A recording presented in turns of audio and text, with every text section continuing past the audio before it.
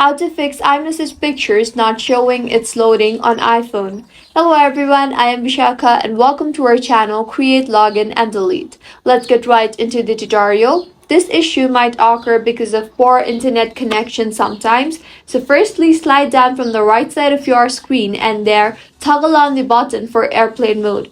Wait for a minimum of 10 or 20 seconds before toggling it off again. Doing this will refresh the network settings. Next, open App Store and search for Messages and make sure the app is up to date. Mine is showing open here, which means the app is up to date. If not, it would show update instead of open. Now launch the settings application on your device and find Messages option and tap on that. Toggle off the button for iMessage, wait for a while and then toggle it on again. Go back to settings and tap on general and then on iPhone storage. Make sure you have enough space for the apps to function smoothly.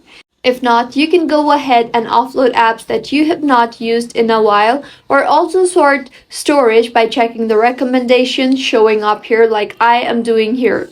Your iMessage should be working just fine now. If you find this tutorial helpful, do subscribe to our channel. Thank you for staying with us until the end.